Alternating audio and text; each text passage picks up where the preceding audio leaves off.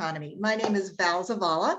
I will be your moderator. Some of you know me from my 30 years spent at KCT Public Television here in Los Angeles as a journalist and news executive. I'm now retired and very interested in the environment, which is why I really enjoy working with AltaSea and all of the various webinars that it produces. AltaSea, as you might know, is a nonprofit enterprise located at the Port of Los Angeles. Its mission is to accelerate scientific collaborations and advance the blue economy, blue meaning the ocean economy, through business innovation and job creation. It also aims to inspire the next generation of ocean lovers and explorers who will help develop solutions to the many challenges facing our oceans, which of course is crucial to the health of humanity and the planet as well. I'm sure you will have a lot of questions for our panelists. Please put them in the chat box and I promise to get to as many of them as I can. So now let's meet our three accomplished panelists. And as you'll see, we have a contingent today from Oregon State University. With us is Ted Brekken. Did I say that right, Ted? Yeah. Got it. And he is professor in energy systems at Oregon State University. He received his BS, MS, and PhD from the University of Minnesota in electrical engineering. He also has studied electrical vehicle motor design in Norway, and he studied wind turbine control on a Fulbright scholarship. His research interests include control, power electronics, and electric drives specifically applied to renewable energy systems. Besides being a professor, he's an associate director of the Pacific Marine Energy Center at Oregon State University. Ted, thank you so much for being here. Thank you.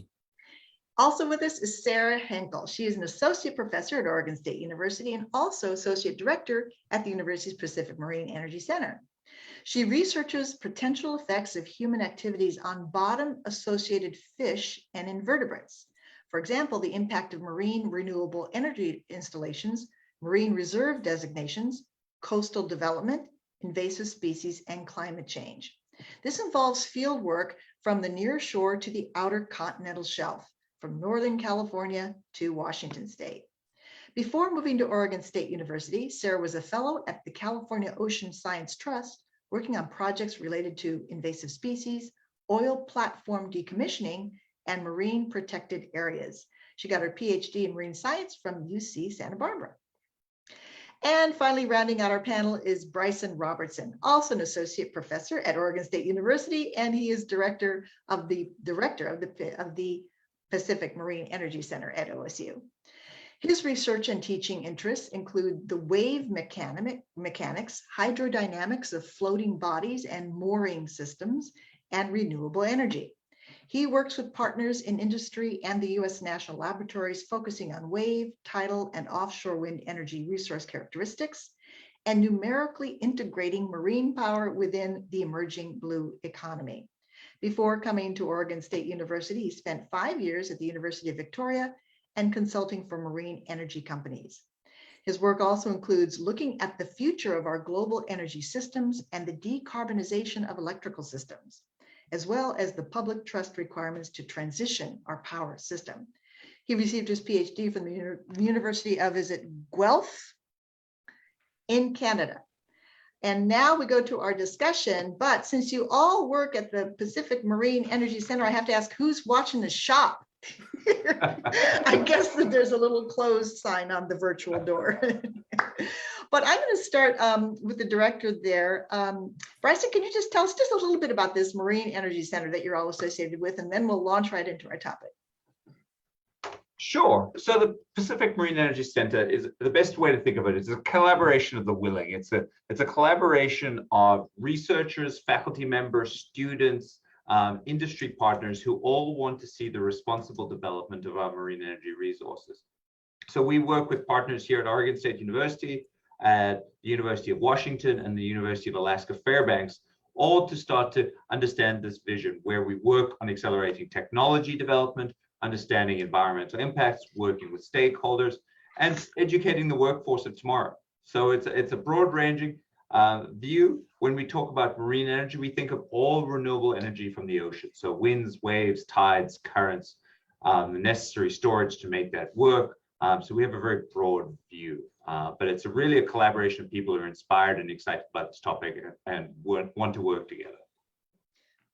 Wonderful. It's good to know. And can someone, maybe, I don't know if it's Ted or Bryson, tell us, describe basically what we're going to be talking about today. And that is converting the energy of waves into electricity. Is that right? It sounds simple, but of course it's not. Is that essentially what you guys are focusing on? Ted, I'll let you take that one. Sure. Yeah, that is essentially it. So we have uneven heating of the surface of the Earth from the sun, right? You have darker areas of the Earth that absorb more solar radiation, lighter areas that reflect more. And of course, there's differences over land, over water. And then you have, that drives wind, right? Wind is the atmosphere's process of trying to equilibrate these temperature differences. Well, wind blows across water and imparts energy into that water, which is then manifest as waves. So ocean waves are essentially a form of concentrated solar power.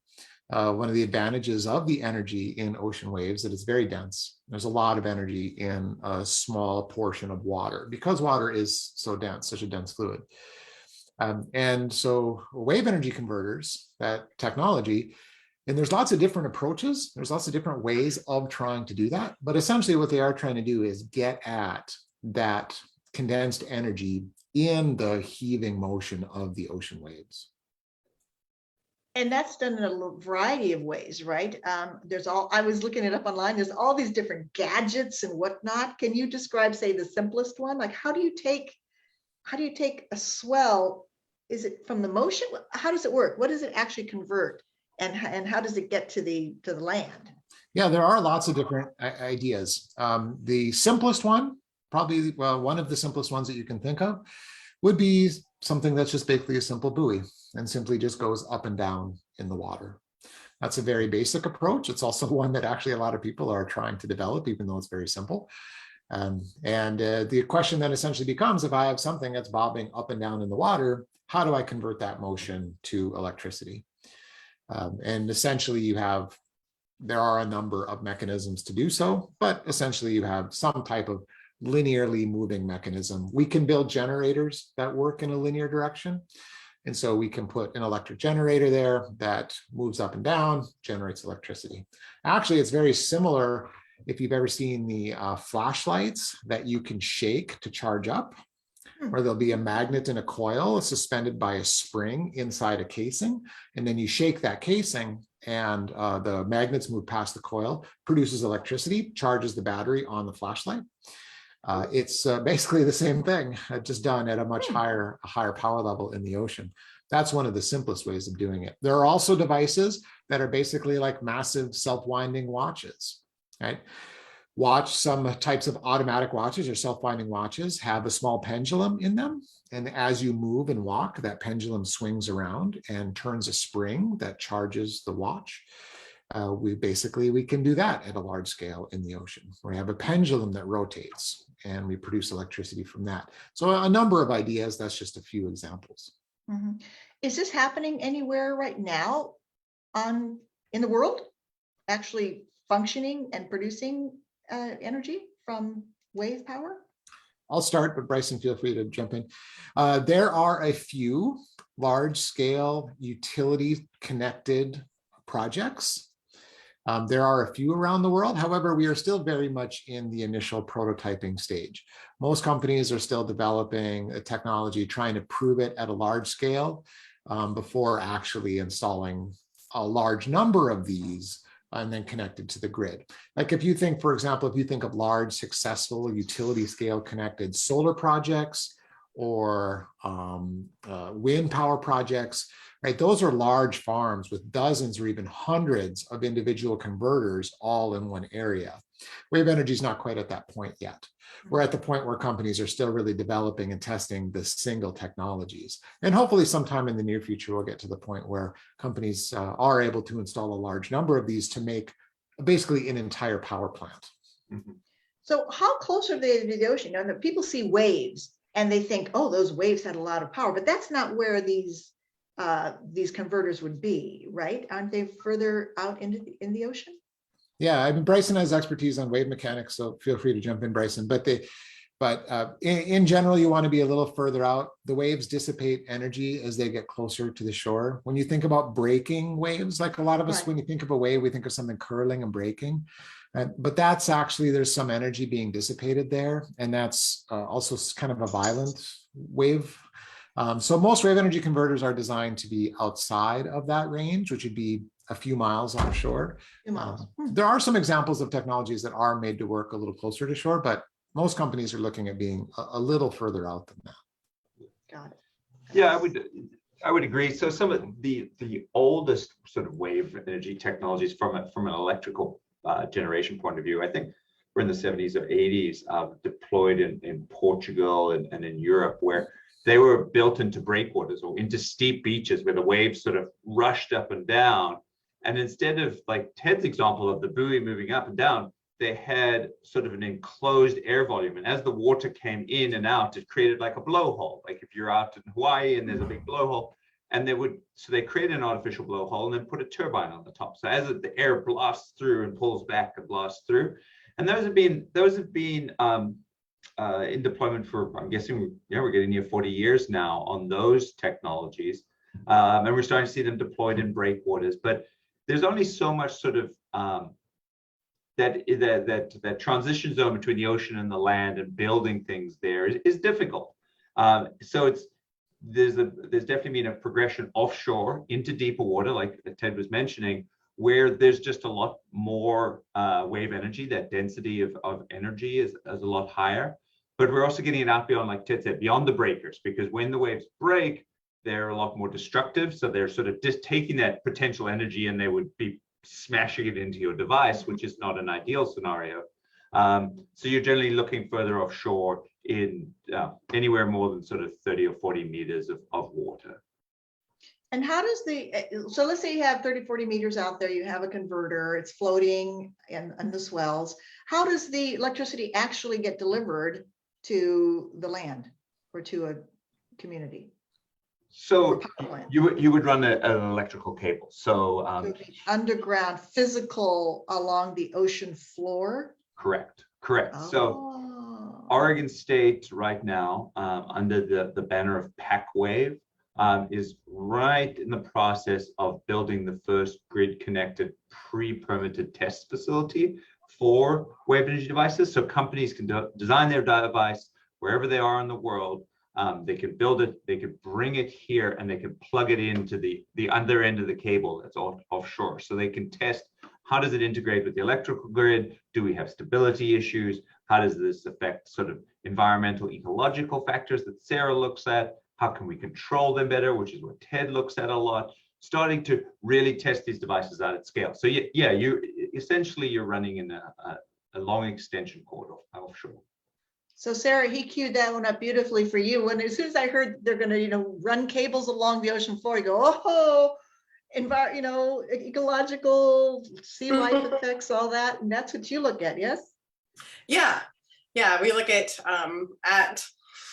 PMEC and the PacWave project specifically. We're looking at all sorts of potential ecological effects. The cable on the seafloor is actually maybe our most known. If you think about all of those oil platforms off Southern California, right out, if you look outside, every single one of them has a electrical cable going out to them. They don't generate their own power out there on the oil platform. And so the only thing that's new is the electricity is going from the ocean to land instead of from the land to the oil platform, right? And so,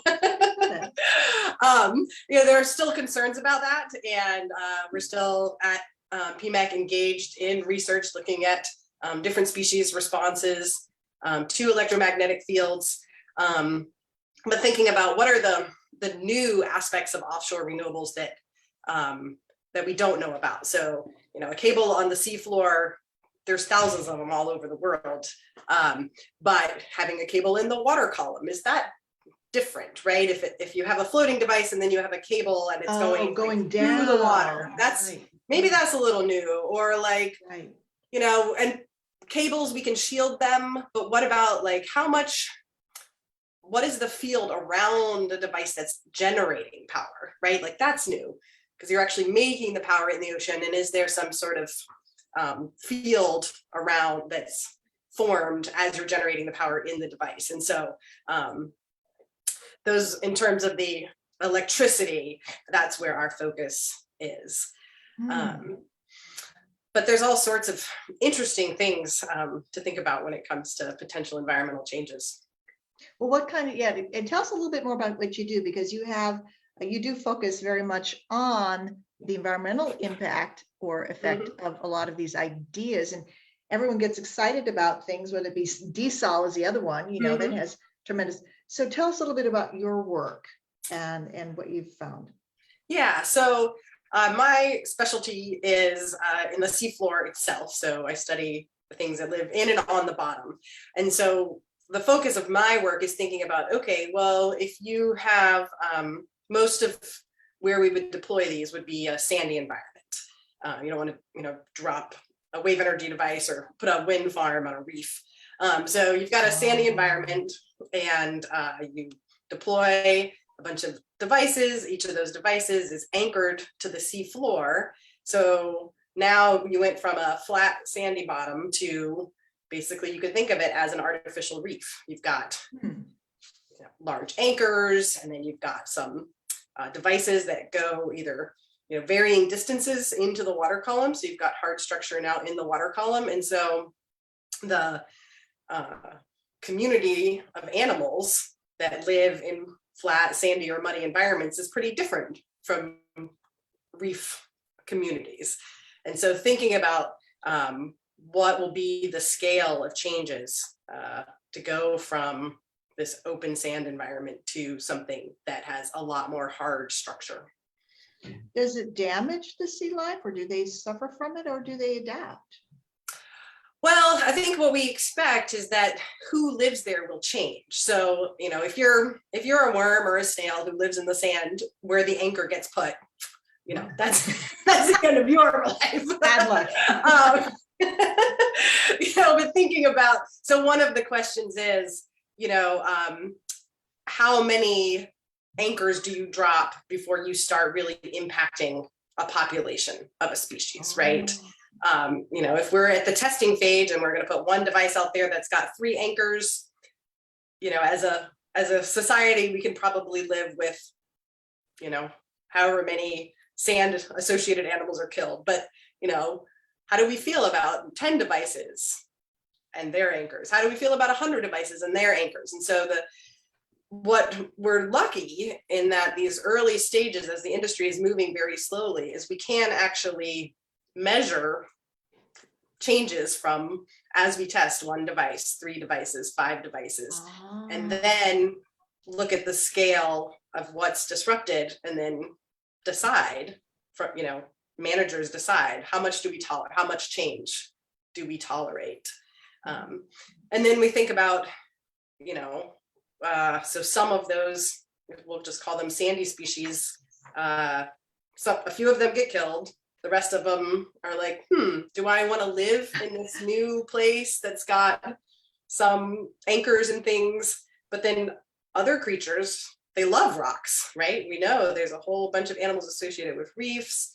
Rockfishes love rocks. You know, do they love concrete anchors as much as they love rocks? Will they come?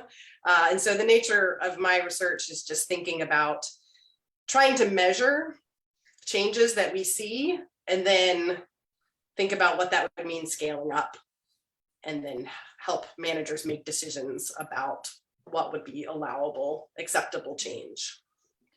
So at what stage are we at, Ted and Bryson, what stage are we at in terms of actually implementing this? Are we like years away from implementing it on a large scale? Is it limited because it will only work under certain ocean conditions that are very rare? Or is it possible that, you know, the whole West Coast could be dotted with these things? I think there's nothing exotic about the technology, right? You're not like waiting for cold fusion or something, right? You have devices you have things that get pushed around by the waves, and you got to produce electricity from it, right? It's actually, the ideas are pretty simple. It doesn't mean the execution is necessarily simple, because ocean is a corrosive, difficult environment, but the ideas themselves are actually fairly straightforward. So that's not the hard part. The hard part is that difficult environment. And what that does is that effectively drives the cost up. So at present, there's nothing technologically in the way of doing large-scale integration of ocean wave energy. It's a problem you can do with enough money. The issue would be that wind and solar are super cheap. So, that's more expensive than that. Huh? Yeah. So I think you're looking out into a future where the cost of wave energy continues to come down, and we're at a point where we have installed the majority of the other cheap energy that we can. And at that point, then the curves of what you're currently doing and the curves of what you can do with wave energy start to cross, right? And how far out that is, I'm not quite sure. That's a difficult thing to predict. But essentially right now, if you're going to put in carbon reduced or carbon free energy, I mean, you'll do it with wind and solar. But somewhere down the road, then wave energy starts to enter that conversation as something that's cost competitive. And what kind of potential does it? Okay, let's say we're far into the future and we've done as much wind and solar as we can. What portion of our energy portfolio, in a sense, do you think wave conversion could contribute? Will it always be kind of a small portion, or could it be major? Yeah, that's a really good question. So of course the issue there is that a good chunk of the U.S. does not live next to the coast. Right. We That have was my first thought. many states that don't have a coast. So obviously wave energy is not part of the picture for them. And the resource is also a lot stronger on the West Coast than it is on the East Coast. So wave energy nationwide is most relevant for the Western area. It doesn't mean that it's irrelevant for other areas, but the West Coast is definitely where the epicenter would be. And then as far as the overall resource, there's been some estimates on that. It's been estimated that if we were to fully develop the wave energy resource that we have on the West Coast, it would have a similar level of contribution to the level of hydropower that we have in the US. It'd be something like that. Hydro, like from dams? Yes. Yeah. Wow, that's a lot. Yeah, and particularly for the Pacific Northwest. For the Pacific Northwest, we get about 2/3 of our electricity from hydropower.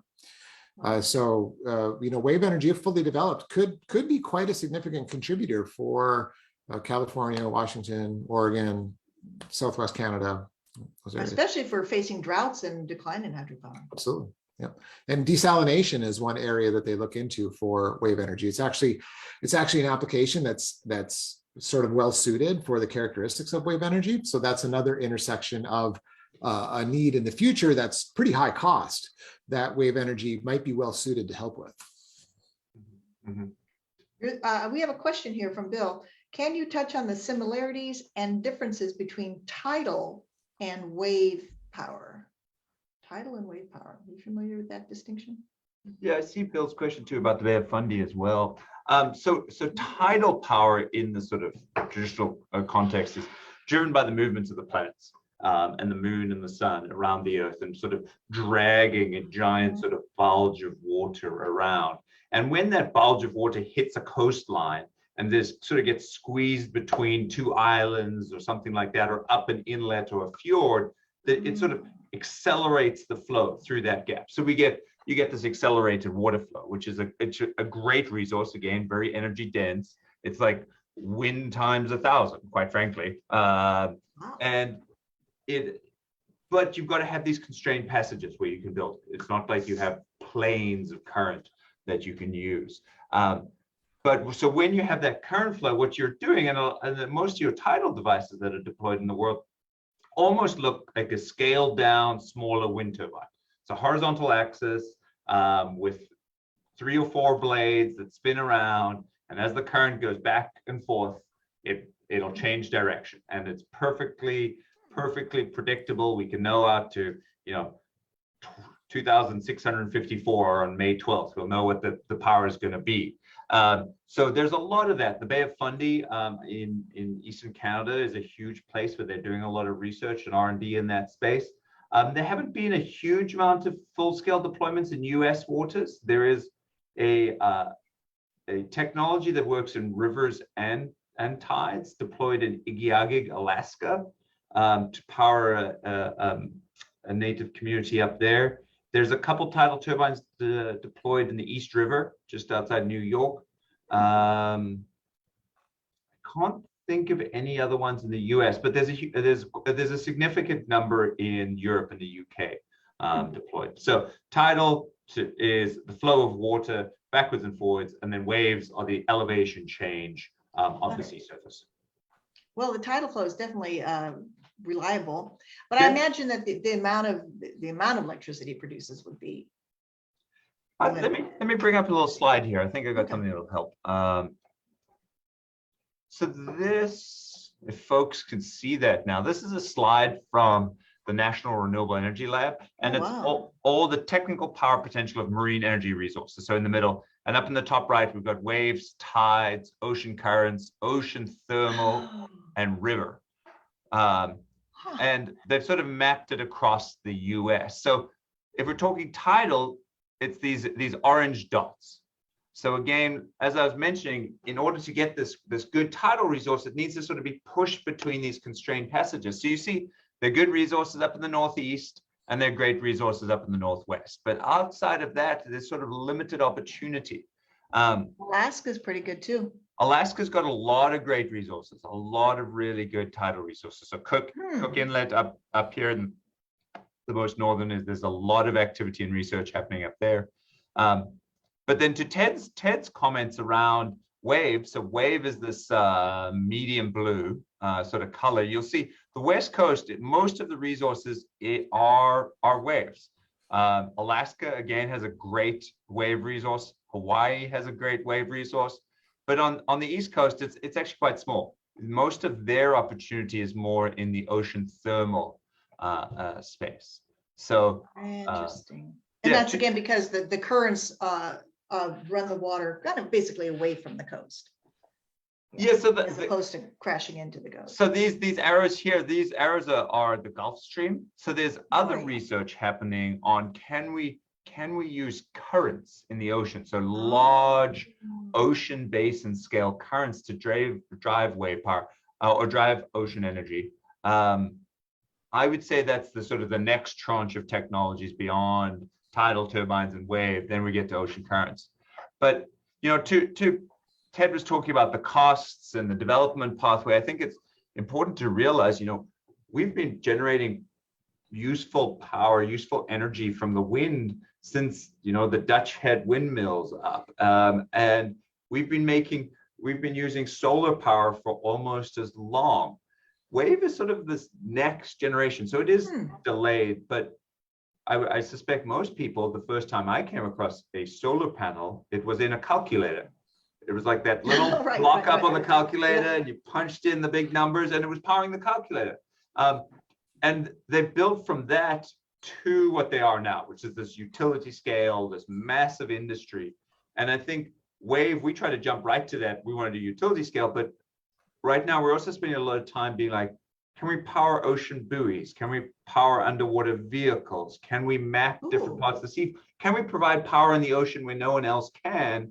And thereby better understand what species are there, what's changing with climate, what species like Sarah would love to see on the seafloor. Can we map those? If we can give researchers, scientists, folks power in the ocean in places they've never had it, what opportunities does that open up? And I think that's another sort of neat additional value proposition that wave energy can bring. That map was great. It's like, wow, that's very impressive. Sarah, here's a question from you from one of our participants. It says, what factor has the greatest and most wide-scale adverse effect on marine life? Several thousand clean wave energy anchors or ocean acidification due to greenhouse gases? I think I know the answer, but I'll let you take it. Wow, that is the $1 million question, right? And I'm glad that anonymous attendee had that contextual view because, you know, when we think about this new technology, and there's a lot of unknowns and a lot of concerns about the impacts it'll have to the seafloor, and it might make noise, and there might be some electromagnetic fields. But then the whole calculus needs to include, okay, but if we have this, then we're not burning that much fossil fuels, Oh, and then therefore we're not, you know, acidifying the ocean and, you know, causing other adverse human and marine life health effects. And so we don't know what the the trade-offs, the value of the different trade-offs are. But I appreciate that context, because that is, you know, what we're trying to do, is get us off of some of these more impactful energy sources and on to these less carbon-based, and then trying to figure out a way to design and deploy them in a way that minimizes their potential adverse impacts. my very unscientific perception would be that acidification would be much bigger threat. Number one, isn't it happening on a much larger scale, and its effect on coral reefs is just so devastating, and that even if we were to have a huge number of wave converters, you know, floating out in the ocean, I can't imagine that they could do the kind of damage that acidification has done to our coral reefs. So Right. I would opt for So wave when you converters. think about burning fossil fuels and putting carbon into the atmosphere, and then that it gets into the ocean, you know, you're talking about a global phenomenon. It doesn't matter where you burn coal or oil, it goes into the atmosphere, gets distributed, and gets into the ocean. Whereas if you think about, oh, well, you know, I'm putting this wave energy installation here, and even if I've got 40 anchors, you know, it's this much of the ocean, and the impacts of those anchors are not global.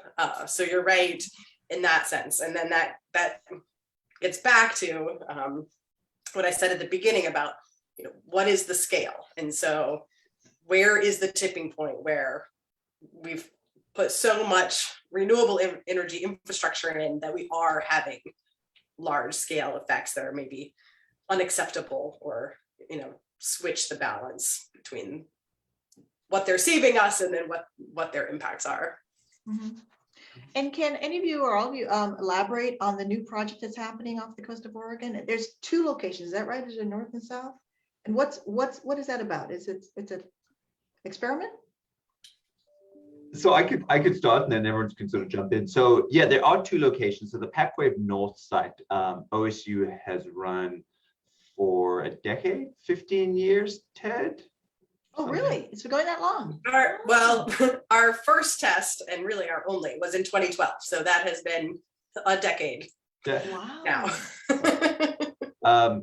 But subsequently to that, OSU was requested by the Department of Energy to start planning to have a grid connected test facility. The north side is not connected to the electrical grid. The Department of Energy noticed that technology development in the US can only progress so far. So we can build small devices, we can do numerical models of them, we can test them in wave tanks, we can slowly progress. But there was nowhere in the US for a company to plug into the grid at scale, build a device, test it in the most aggressive wave conditions, and have it pre-permitted. So they could quickly come in, they could quickly leave, they could test different things. So OSU was contracted to start to build that. So the PacWave South site is 20 megawatts, it's grid connected, and it's pre-permitted. So those are a lot of the like very special characteristics. So that one, PacWave South will be online towards the end of 2020, end of the summer 2023. So our first deployments will probably be in 2024. But just a couple of months ago, the Department of Energy released $27 million of funding to fund, I believe it's 7 companies to actually bring their devices to PacWave, to connect them into the cables, and to start to provide power to the grid, to do those very first deployments so that we can start to understand, are there unacceptable environmental impacts? Are there no impact? Where do we sit? We're sort of, as Sarah said, we've got known knowns and known unknowns. And these deployments will start to paint that picture and sort of color in the lines for us. Did you want to elaborate on that, Ted? I think that's a good coverage. I don't have anything to add. Great. Good. We have a question from Walt. Do fossil fuel corporations sponsor or in other ways participate in marine energy research and development, to your knowledge? I mean, outside, I mean, they, No, there's 100%. oil rigs. I think 100%. it means outside of the oil rigs. No, without a doubt. You know, if you go and look at the Danish oil and natural gas, so they used to be called Dong Energy, Danish oil and natural gas. Probably 5 or 6 years ago, they divested of all their fossil fuel interests, all of them, and they became an offshore wind company. And now they only do offshore wind. They rebranded as Ørsted. And we're seeing more and more of that. Shell, Total are all spending huge amounts of money in this space. They see the future for sort of offshore oil and gas in general, sort of having a limited time span. There's much broader growth in renewables. There's more money being spent in renewables, that it really just is the place for them to be and make money as a company. Ultimately, all these companies, their bottom line is to make money, whatever they're doing. So there's huge shift in that direction. Wow, that's really surprising. I want to switch now to get to some more personal questions, because we have often a lot of young people who are with us, and they really love to kind of know, as they're looking ahead at their futures, they always love to know how you got to where you are. What path led you, whether it be academic or even more personal, to end up where you are in such a kind of interesting and cutting edge field. So I'm going to start with Sarah. What's your background? And did you know, we've run into people who are oceanographers who grew up in Kansas. It's like, what? How did that happen? So if you can give us a little quick bio, we'd love to. Yeah. So I grew up in Virginia, in the western part of the state, Roanoke Valley. And so about 5 hours from the ocean. But I was one of those kids that like always wanted to be a marine biologist. Like there's never anything else I wanted to do, which I realize now is quite the privilege. And so if you're not one of those people, it's okay. Like if you're 17 or you're 19 and you don't know what you want to do yet, that's fine. You can still have a fulfilling career. But for me, I just wanted to have something to do with the ocean. And so I did my undergraduate at William and Mary in Virginia, which is near the coast. And I also always really loved plants. And then there was this class and it was about seaweeds. And I was like, oh, those are like plant-like things that live in the ocean. Like, I'm gonna take this class. And the professor that taught that class was a Californian who had moved to the East Coast and just absolutely sold me on kelp forests, which I'd never seen. We don't have that in the mid-Atlantic, and just put the California bug in me. And so then when I went, when I was ready to go to graduate school, I was looking at California, and I ended up going to Cal State Fullerton in Orange County for my master's degree. I had an awesome time there. Excellent university. If you're into marine anything, I highly recommend it. And I didn't know at the time I wanted to be a professor. And so I was like, well, I'll go get a master's and see what this is all about. And I also highly recommend the Cal State system if you're thinking about going for a master's, because that's the top there. They don't offer PhDs at most Cal States. And so you're at the top of the pile if you're getting a master's at a Cal State, as opposed to like, if you're at a UC getting a master's, then there's all those pesky PhD students who are getting all the attention. You're top of the totem pole at the Cal State campus. Yeah. So I did my master's at Cal State Fullerton, and then decided I wanted to stick with this doing research thing. So then I moved a wee bit north and, as you mentioned, did my PhD at UC Santa Barbara.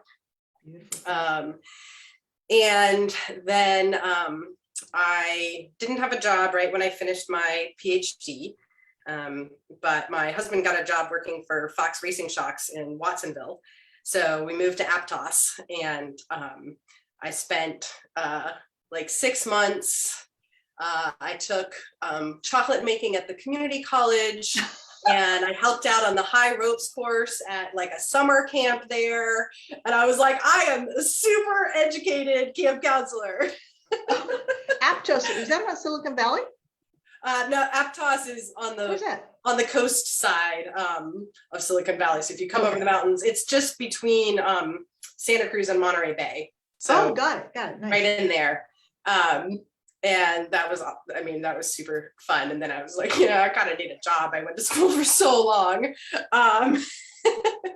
So then that's when I applied and became a fellow at the California Ocean Science Trust. So then we moved a little bit more north to Oakland. The trust was in Oakland. We actually lived in Berkeley. So I went Fullerton, Santa Barbara, Aptos, Berkeley. And then after being a fellow at the trust, I got the job here at Oregon State University and made the big jump from Berkeley to Newport. Wow. Yeah, I did a lot of moving around too. Yeah, got to be prepared to move. That's fantastic. Wow, that's a great journey. Virginia, California, Bay Area, and working way up. And I've been here. I think my march north is done. Been here quite a while.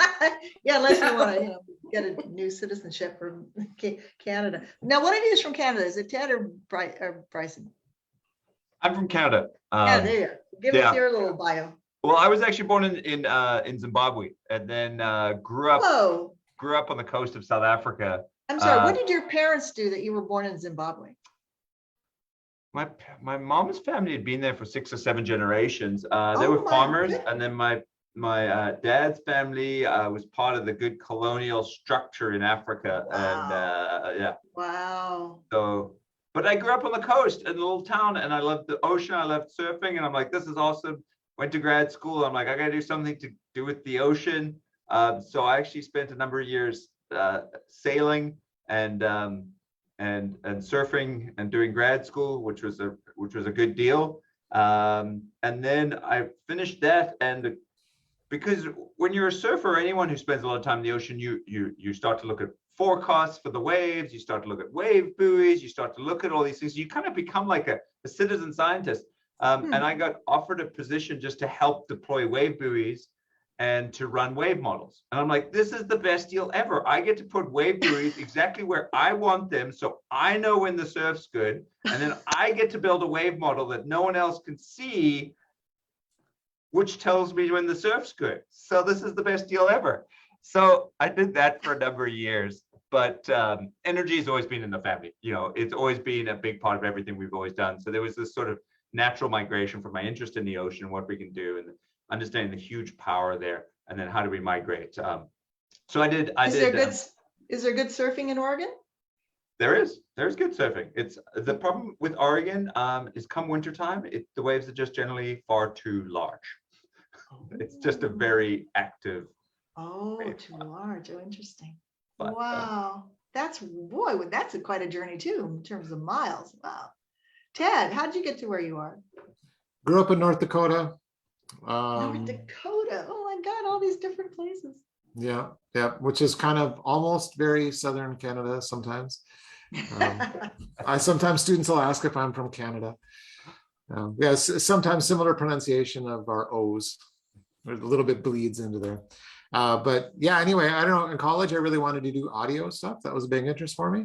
But I took a motors class at one point that was really influential to me. I really loved the material, thought it was so neat. That's right, you had electric motors in your background. Yeah. And then actually developed a good relationship with that professor, went to graduate school with that professor as my advisor. And then in graduate school, I said, I really feel like I want to do something like kind of bigger than that. I wanted to be more involved with something that was more significant. So I wanted to do renewable energy, and wave energy was not something that I had thought of or considered, but there was an opportunity to do that here at OSU, and thought, well, will be a cool thing to learn about. So that's wonderful.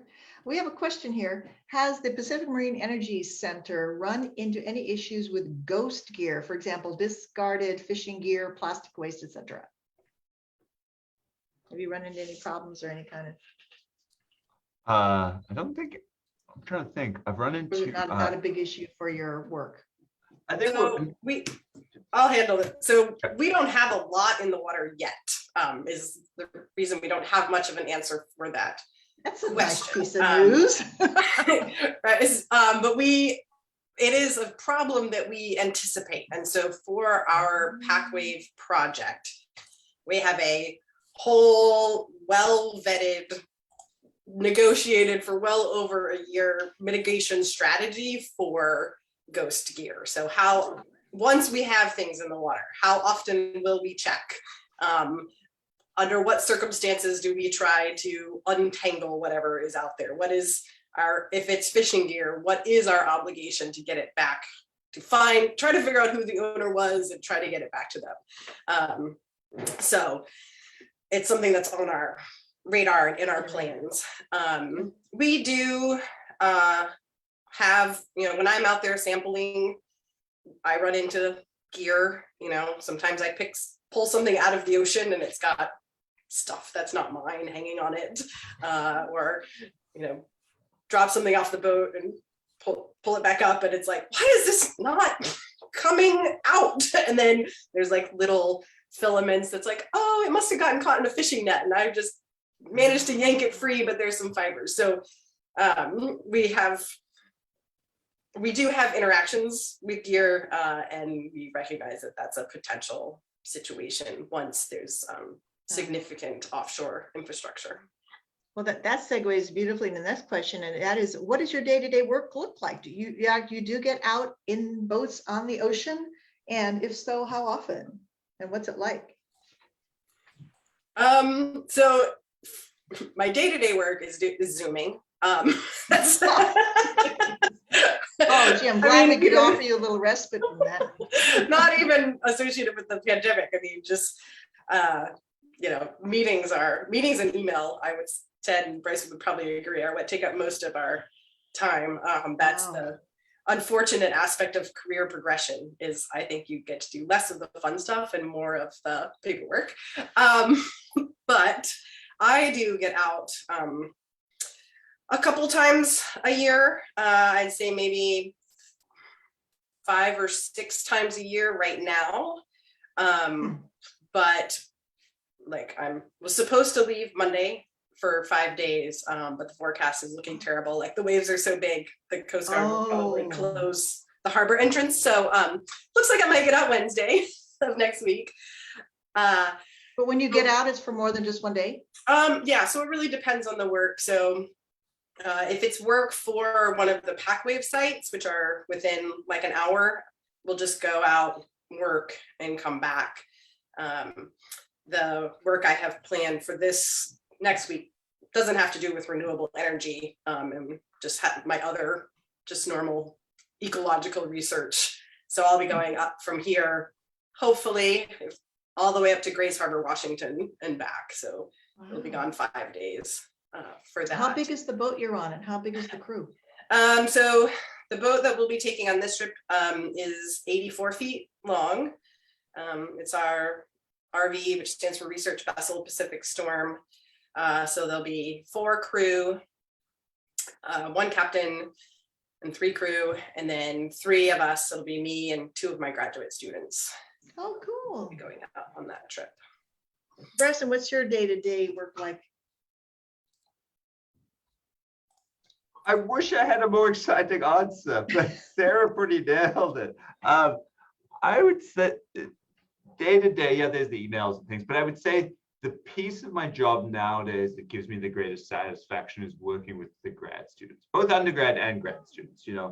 Undergrads, they have just so much energy. I'm always amazed. Like I walk in and they're just like, yeah, let's give it a go. And you're like, okay, let's try. And they sort of drag me along, and then the grad students are they're always leading in so many ways, and they're really sort of focused in on whatever their niche research area is. And then they are becoming, when you graduate as a PhD student, you are now an expert in that space. You are the leader. That it's pretty neat to see someone come in and be like, well, I kind of like marine energy, but I'm not sure what. And over a 2 or 3 or 4 or 5 year plan, they sort of leave as this complete expert in this space. And that's a pretty rewarding process to go through. So I would say that's the sort of, how many grad they don't get out students? of vessels as much as they used to. How many grad students do you have right now? I was going to have an off-the-cuff comment about too many, but no, that's that wouldn't be fair. I think they're right now in my group. They're 8 or 9. Oh, that is a lot, actually. Too many. That's a lot because you work very closely and great to tell with them. It was a bit of a shock at the beginning of term when I walked in and I counted and I'm like, oh wait. Doesn't sound a lot, but it's a lot. Those people have done graduate work. So Ted, how about you? What's your average typical day like? Oh, the usual, but the part that's the most fun for me, the testing or the wave energy work is I rarely am out on the ocean. My work is mostly done with prototypes in the lab. Oh, okay. I work with students in the laboratory environment. We have a high power lab on campus. I'm the director for, and so there's a lot that we can do like in a dry space. And then I am also sometimes out at the wave tank here on campus. In fact, this afternoon, I'm meeting with one of my students to talk about some wave energy related work out there. You have a wave tank? Yeah. So how on big campus, is it? Describe that.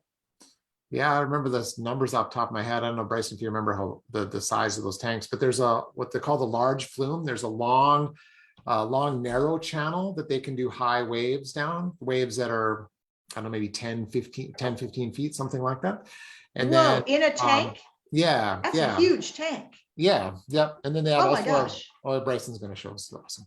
Yep. And then they have this, what they call the tsunami basin, which is this other large tank that they can do multi-directional waves in. And so we do sometimes have, cool. Yeah, we do sometimes have wave energy converters that are being tested as part of student research in this environment. And so sometimes I'm at that facility helping with that. That looks really amazing. Yeah, it's always great. It is always so much fun. I think that's bright. To echo what Bryson said, you really get a lot of inspiration from the students. And so when I'm out there with the student and they're working on a project, it is inspiring and cool to see their enthusiasm, the fact that they're working with real hardware, they're testing actual things. And that's always great to see. Which also leads right into kind of the final question. And then I'll ask you for your final thoughts after this. But what advice would you give to young people's or anybody in the audience, even someone who's like wants to change careers? What advice would you give them to get involved in this work, whether it be anything dealing with the oceans or maybe alternative energy dealing with the oceans? What are the entrees that would take someone in this direction? I'll go first. That I think.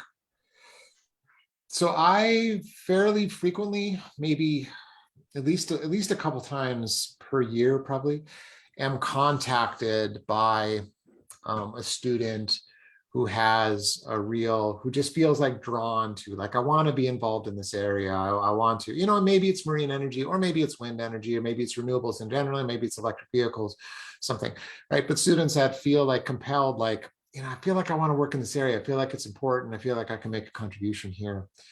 My experience has always been working with those students that always ends up being a smart move for those students. That enthusiasm, that desire, that feeling of like, I want to be in this space, carries them through the work of doing, actually taking the math and the physics and things like that. Sometimes I'll get students I'll get middle-aged students that have worked maybe for a decade or more in a field totally different from renewable energy. I have several PhD students actually that have this story, that previously worked in a different area, felt burned out, felt not compelled or inspired by that area, felt like, I want to make a change. I want to try and do something. And in my case, they came to me because they wanted to do renewable energy work. Those students have a lot of work in front of them. They have to retrain themselves in a new area. But I've always found them that because they're like, yes, I want to do this, I want this opportunity, that carries them through and they end up doing really well. And so, I would say to anybody out there that, feels like, hey, I want to try something different, or I feel drawn to this area, I'd say go for it. Make use of that energy to carry you through that area, because I've seen many people do it successfully. That's great. Other advice from Bryson and Sarah to young people or anyone who says, this is so exciting, what I'm doing is boring and uninteresting or not contributing to our future in any meaningful way. Again, clearly there's not just one path. So what advice would you give them for looking for those unusual paths? you know, wave energy or marine energy is such a broad subject area, and we need expertise in like every different sector of it. You know, we've talked about the ecological, but there's a whole huge social side. Like when we start to deploy these technologies, are they going to impact these communities? Are we going to figure out a new way to develop our electricity system that they don't just feel the detriments of having that, but they feel the benefits of it being there? And how do we compensate for that? We need people to understand public policy to like, how do we properly tax or carbon that we're putting in the atmosphere? How do we build that life cycle? How do we build that economic policy? We need better people who just understand floating bodies in the ocean, and how do we design these devices? Corrosion. We need people across the space. But I think as long as you've got a desire on the topic or the theme, all the different skill sets find avenues in there.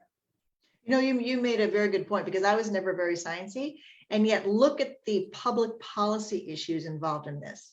Look at the politics, look at the permitting, look at all the legal stuff, look at the lobbying, look at the having to describe to non-scientists how important it is. So people, you do not need to be, you know, have that science mind to get really involved in a meaningful way. That's really great advice. Sarah, Yeah, I'll just second that. I think Bryson said that well, that there's so many ways to contribute. If you have the enthusiasm or the drive, there's so many ways to find a way to apply that. Fantastic. Our final thoughts, the future. That's what I was asked. This sounds like it's a long haul. Sounds like we're just beginning. Sounds like it has potential. But still, nevertheless, what do you see in the future when it comes to wave conversion technology? And we'll begin, well, no, it doesn't matter. We'll go Ted, Sarah, Bryson. Sure. Well, I think, you know, there's been a steady progress. And so I've been involved in this field for almost 15 years now. And some of it kind of feels like we, you know, kind of, it's some progress sometimes feels kind of a little bit slow. Other things have moved quickly, but I think overall it's been steady progress in the right direction. And so, you know, I would just like to see us continue to get experience with these systems in the water. Like I said, you're not waiting for like a miracle breakthrough, really. It's just a matter of developing the technologies that are going to do it cost effectively. And there's really no substitute for just experience and time and expertise applied toward that problem. So it's all very tractable. We just need to keep pushing that way. Mm-hmm. Sarah, your thoughts on the future? I'm really hopeful for the future, and that the speed of progress picks up. Yeah, I've been here 12, 13 years now too. And it's been really slow, but I think there's a lot of momentum in marine energy, renewable energy, decarbonizing. But I think what will really help is just a more marine savvy population, right? And I think Altus is kind of doing that, right? And it's a big push here at Oregon State University too. We have a big marine studies initiative, so that it's not just science. We're not just making more marine biologists or marine engineers, but if more people have an appreciation for and an understanding of the ocean, we can progress these sort of cutting edge ideas, figure out, you know, Ted talked about the conversion of this heave to electricity is not complicated, but having it survive in a salty, wet environment is. And so, you know, so the more people can understand, appreciate the ocean across all of these fields, the faster we'll get there. Good point. And that is very much what Altus is doing. And that's why they reach out and incorporate so many young people in their various activities. So final thoughts, Bryson, about the future? Yeah, I think I'm going to kind of not answer your question and just tell you what gets me excited about this, I guess, is because I'm not big on projections. You know, I think we understand, and Ted started, you know, I think every year we understand more that climate change is real, climate change is happening, and it's going to be terrible. I think that's an understanding. And I think we're starting to get people to believe that. And I think we're also starting to see that the sort of the horizons of wind and solar are coming, and we need to be working on the next generation. What is the next technology we're going to put in, and how can we do it better? You know, we've done things in one way for the last 50, 60, 100, 200 years of burning fossil fuels and things. And we know those systems and those architectures and those policies got us where we are now. We can't do that. But now we got this whole new really cool toolbox of new technologies, new knowledge, new understanding, and we get to apply it to a whole new problem and hopefully build something better. And that gets me fired up. That gets me excited. Like, let's forget about all that. Let's do it the right way as much as we can. And let's plan that next generation. That's where at the university, that's our goal, is to be at that bleeding edge. Right. So that's exciting to me. It is, and I'll tell you that map was really enlightening. Oh my gosh, even though it can't reach necessarily into the middle of the continent, there's miles and miles and miles and miles and miles of coastline throughout the world. And so that's really, I think, we have to get this figured out. There's not going to be one source of energy that's going to solve all our problems. It's going to be a whole menagerie, and so this is just going to be one part of the solution. So with that in mind, I thank you so much for your time, your expertise, your enthusiasm. You're all so articulate, and so your love of the ocean is contagious. And I hope we inspired a lot of young people to follow in your footsteps. So thank you so much. I want to remind everybody that this has been recorded. So please share it with other folks who could not join us today. There's a wonderful, wonderful amount of information in it that we'd love to get out. You can find the recording at altasea.org. Thank you again, all three of you from the, I'm going to say it right, the Center for, where is it? Say it again for me. Pacific Marine Energy Center. Pacific Marine Energy Center. Thank you all very much at the University of Oregon State University. And so everyone, thank you for joining us. Stay well, stay healthy, and I hope we all do our parts to keep our oceans clean and the life in our oceans plentiful, because the life of the oceans is our future as well. Thank you all so much. Take care. Thank you. Bye.